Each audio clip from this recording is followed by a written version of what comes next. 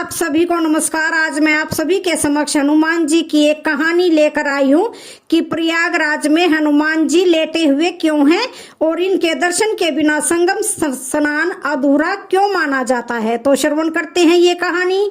विविध जनश्रुतियों एवं कपोल कल्पित तथा मनगढ़ंत कथाओं के आधार पर कहानियां खड़ी होती हैं। इनमें से कुछ तो सत्य होती हैं, किंतु कुछ का तो कोई आधार ही नहीं होता है। यही बात इलाहाबाद में प्रयागराज क्षेत्र के संगम तट पर स्थित पुराण प्रसिद्ध लेटे हुए हनुमान जी के विषय में है। यह मंदिर धरती का एकमात्र मंदिर है जिसका विवरण पुराणों में होता है। यही एकमात्र ऐसा मंदिर है जहां हनुमान जी के लेटे हुए रूप का विवरण मिलता है। अब आजकल तो अनेक मंदिर बन गए हैं जहां हनुमान जी को लेटा हुआ दर्शाया गया है। महाराष्ट्र के औरंगाबाद के समीप महेशमल में बना लेटे हुए हनुमान जी का विशाल मंदिर भी इसी श्रेणी में आता है। जो भी हो, पुराणों में एक ही लेटे हुए हनुमान जी के मंदिर का विवरण प्राप्त होता है और वह प्रयाग क्षेत्र के संगम तट पर स्थित इलाहाबाद के बड़े हनुमान जी का मंदिर है। जो प्रचलित कथा इस लेटे हुए हनुमान जी के मंदिर के विषय में प्राप्त होती है वह यह है कि एक बार एक व्यापारी हनुमान जी की भव्य मूर्ति लेकर जल मार्ग से चला आ रहा था। वह हनुमान जी का परम भक्त था। जब वह अपनी नाव के लिए प्रयाग के समीप पहुंचा तो उसकी नाव धीरे धीरे भारी होने लगी तथा संगम के नजदीक पहुंचकर यमुना जी के जल में डूब गई। कुछ समय बाद जब यमुना जी के जल की धारा ने कुछ राह बदली तो वह मूर्ति दिखाई दी। उस समय मुसलमान शासक अकबर का शासन चल रहा था। उसने हिंदुओं का दिल जीतने तथा अंदर से इस इच्छा से कि यदि वास्तव में हनुमान जी इतने प्रभावशाली हैं तो वह मेरी रक्षा करेंगे, यह सोचकर उनकी स्थापना अपने किले के समीप ही करवा दी। किंतु यह निराधार ही लगता है क्योंकि पुराणों की रचना वेद व्यास ने की थी जिनका काल द्वापर युग में आता है। इसके विपरीत अकबर का शासन 14वीं शताब्दी में आता है। अकबर के शासन के बहुत पहले पुराणों की रचना हो चुकी थी, अतः यह कथा अवश्य ही कपोल कल्पित, मनगढ़ंत या एक समुदाय विशेष के तुष्टीकरण का मायावी जाल ही हो सकता है।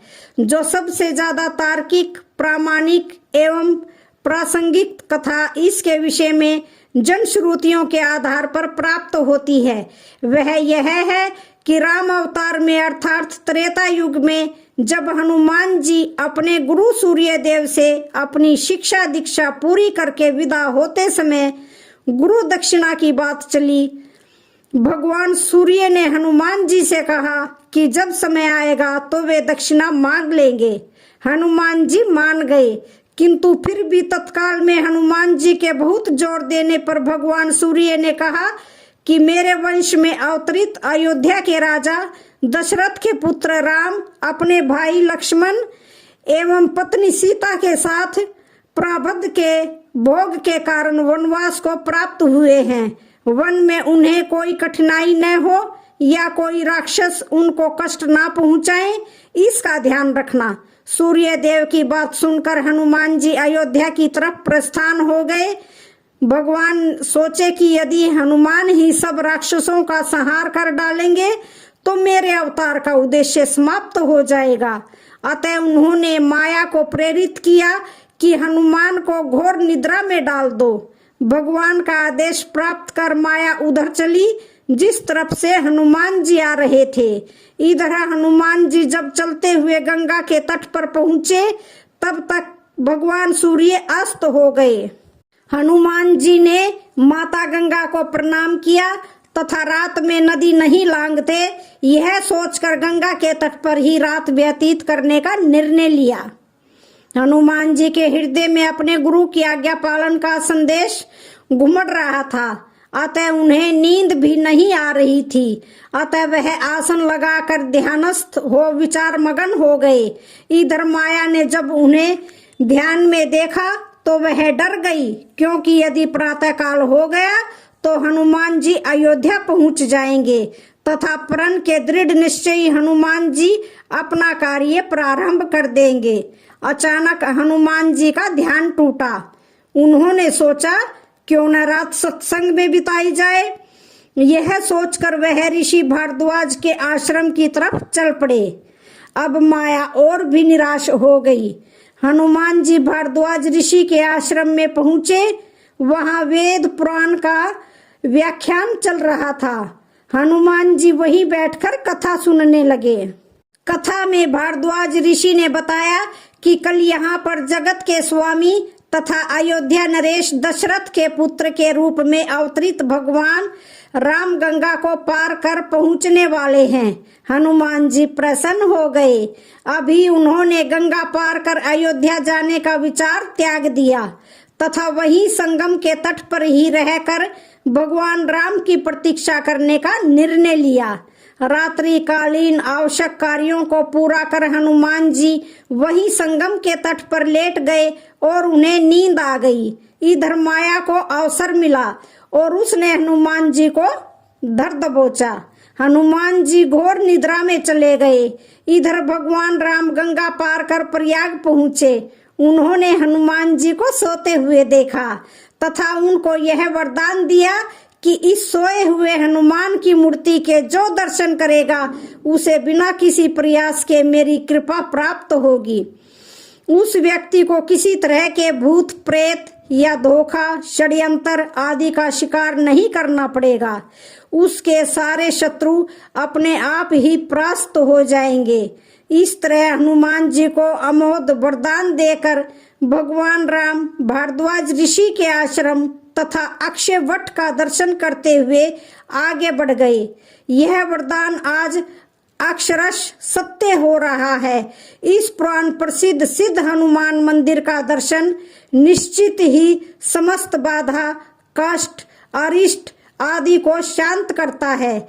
इधर प्रातःकाल जब गंगा देवी ने देखा कि एक प्राणी उनकी तरफ ही पांव फैलाकर सो रहा है तो उन्होंने अपने आप को अपमानित महसूस करते हुए हनुमान जी को डुबो दिया। सूर्य देव ने जब प्रातःकाल अपने शिष्य हनुमान की यह दशा देखी तो उन्होंने गंगा को श्राप दिया कि तुम्हारा हृदय मैला है, जो अज्ञानवश तूने एक सीधे साधे प्राणी को दंड दिया। तेरा सम्मान करते हुए हनुमान ने रात में तुम्हारे ऊपर से होकर गुजरना अच्छा नहीं समझा और तुम दुर्बुद्धि उसे श्राप दे बैठी। आज से तू प्राणियों के मरे शरीर एवं गंदगी ढोने वाली हो जाओ। गंगा नदी के दूषित होने से संसार के समस्त देव संबंधी एवं शुभ कार्य बाधित होने लगे। तब समस्त देवताओं ने मिलकर भगवान सूर्य देव की पूजा अर्चना की। तब भगवान सूर्य देव ने कहा कि जा गंगे, तेरे जल के ऊपर मेरी किरणों के पड़ते ही तुम्हारे जल की पवित्रता बढ़ जाएगी तथा तुम्हारे जल से मेरा किया गया सतमन पूजन कोटि गुना फल देने वाला होगा। भगवान सूर्य के कहने पर गंगा ने कहा कि हनुमान चतुर्मास व्यतीत होते ही पुनः भगवान राम की सेवा में उपस्थित हो जाएंगे। तब तक हनुमान जी किष्किंधा पर्वत पर सुग्रीव की सेना में लगे रहे। चतुर्मास बीतने पर भगवान राम सीता की खोज करते हुए किष्किंधा पर्वत पर पहुंचे। वहां पर उनकी मुलाकात भगवान राम से हुई। अस्तु कालांतर में जब मुगल शासन के दौरान अकबर के समय में जब बादशाह अकबर ने उस सिद्ध तपोभूमि को अपने किले के रूप में परिवर्तित करना प्रारंभ किया, तब उसके दीवार की ही सीध में सोए हुए हनुमान का मंदिर पड़ गया। उसने तत्कालीन हिंदू धर्म गुरुओं एवं पंडितों को रुपए पैसे का लोभ देकर तथा डरा धमका कर उस सोए हुए हनुमान जी के मंदिर को दूसरे स्थान पर स्थापित करवाने के लिए राजी किया। हनुमान जी की मूर्ति की खुदाई होने लगी। जब समूची मूर्ति की खुदाई नीचे से कर ली गई तब उसे उठाया जाने लगा। जब लगातार कोशिश के बावजूद भी मूर्ति नहीं उठी तब उसे भारी सामान उठाने वाली मशीन से उठाने की कोशिश की जाने लगी। जो जो उस मूर्ति को उठाने की कोशिश की गई वैसे वैसे मूर्ति और भी नीचे धरती में धंसती चली गई। अंत में डरकर अकबर ने उस मंदिर को हटवाने का काम बंद करा दिया तथा डर के मारे उसने हनुमान जी की बड़ी पूजा आराधना की। आज भी उसके उतने बड़े भव्य किले की दीवार हनुमान जी के मंदिर की तरफ टेढ़ी ही है। एक मान्यता और है इस मंदिर के बारे में। इस मान्यता के पीछे राम भक्त हनुमान के पुनर्जन्म की कथा भी जुड़ी हुई है। लंका विजय के बाद बजरंगबली जब अपार कष्ट से पीड़ित होकर मरणासन अवस्था में पहुंच गए थे तो मां जानकी ने इसी जगह पर उन्हें अपना सिंदूर देकर नया जीवन और हमेशा आरोग्य व चिरायु रहने का आशीर्वाद देते हुए कहा कि जो भी इस त्रिवेणी तट पर संगम स्नान पर आएगा उसको संगम स्नान का असली फल तभी मिलेगा जब वह हनुमान जी के दर्शन करेगा। यहाँ स्थापित हनुमान जी की अनूठी प्रतिमा को प्रयाग का कोतवाल होने का भी दर्जा हासिल है। आमतौर पर जहाँ दूसरे मंदिरों में प्रतिमाएं सीधी खड़ी होती हैं वहीं इस मंदिर में लेटे हुए बजरंगबली की पूजा होती है। पौराणिक कथाओं के मुताबिक लंका विजय के बाद भगवान राम जब संगम स्नान कर भारद्वाज ऋषि से आशीर्वाद लेने प्रयाग आए तो उनके सबसे प्रिय भक्त हनुमान इसी जगह पर शारीरिक कष्ट से पीड़ित होकर मूर्छित हो गए। पवन पुत्र को मरणासन देख मां जानकी ने उन्हें अपनी सुहाग के प्रतीक सिंदूर से नई जिंदगी दी और हमेशा स्वस्थ एवं आरोग्य रहने का आशीर्वाद प्रदान किया। मां जानकी द्वारा सिंदूर से जीवन देने की वजह से ही बजरंगबली को सिंदूर चढ़ाए जाने की परंपरा है। संगम आने वाले हर एक व्यक्ति श्रद्धालु यहाँ सिंदूर चढ़ाने और हनुमान जी के दर्शन को जरूर पहुँचता है। बजरंगबली के लेटे हुए मंदिर में पूजा अर्चना के लिए यूं तो हर रोज ही देश के कोनों कोनों से हजारों भक्त आते हैं, लेकिन मंदिर के महंत आनंद गिरी महाराज के अनुसार राष्ट्रपिता महात्मा गांधी के साथ पंडित नेहरू, इंदिरा गांधी, राजीव गांधी, सरदार वल्लभ भाई पटेल और चंद्रशेखर आजाद जैसे तमाम विभूतियों ने अपने सर को यहाँ झुकाया है, पूजन किया है और अपने लिए और अपने देश के लिए मनोकामना मांगी है। यह कहा जाता है कि यहाँ मांगी गई मनोकामना अक्सर पूरी होती है। आरोग्य व अन्य कामनाओं के पूरा होने पर हर मंगलवार और शनिवार को यहाँ मन्नत पूरी होने का झंडा निशान चढ़ाने के लिए लोग जुलूस की शक्ल में गाजे बाजे के साथ आते हैं। मंदिर में कदम रखते ही श्रद्धालुओं को अजीब सी सुखद अनुभूति होती है।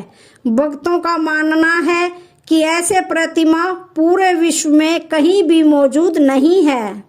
इलाहाबाद में संगम के निकट स्थित यह मंदिर उत्तर भारत के मंदिरों में अद्वितीय है। मंदिर में हनुमान की विशाल मूर्ति आराम की मुद्रा में स्थापित है। यद्यपि यह एक छोटा सा मंदिर है, फिर भी प्रतिदिन सैकड़ों की तादाद में भक्तगण दर्शन करने के लिए आते हैं। तो आज की वीडियो का यहीं पर समापन होता है। वीडियो अच्छी लगे तो